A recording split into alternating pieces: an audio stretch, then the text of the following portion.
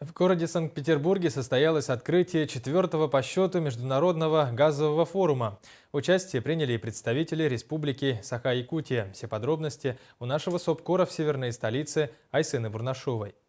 Форум начал свою работу 7 октября. Открытие состоялось в новом конгрессно-выставочном комплексе «Экспофорум», который начал свою работу с проведения мероприятия международного уровня. «Экспофорум» – это новая современная площадка для проведения больших мероприятий, конгрессов, форумов, конференций, выставок. Главное преимущество комплекса – многофункциональность и масштаб. Одновременно с газовым форумом прошел Международный Петербургский энергетический форум, специализированные выставки «Энергосбережение и энергоэффективность», «Котлы и горелки», посвященные инновационным технологиям в оборудовании. Здесь представлены многие компании, которые сегодня уже работают на территории Республики Саха-Якутия, реализуют проекты по разработке Чандинского газоконденсатного месторождения, проекты по строительству газопровода «Сила Сибири». И здесь в рамках выставки представлены многие компании и проекты, которые реализуются на территории Якутии.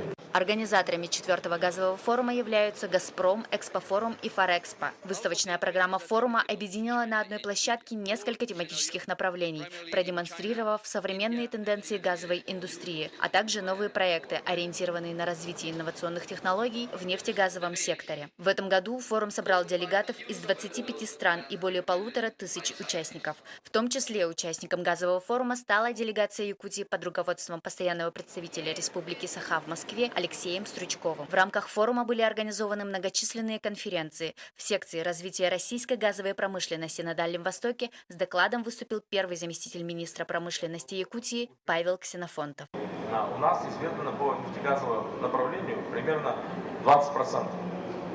То есть мы говорим о том, что при реализации восточной газовой программы базироваться надо не только на Чандинском месторождении, да, но и базироваться на другие месторождения, которые у нас находятся на территории Республики Саха-Якутия. С целью популяризации природного газа как наиболее экологически безопасного и экономически выгодного моторного топлива были представлены заводские автомобили на метане. Представлены две новые перспективные модели, которые будут продаваться и сертифицироваться в следующем году. Сегодня это машины, которые подготовлены, вы видите, реальные машины с реальным оборудованием.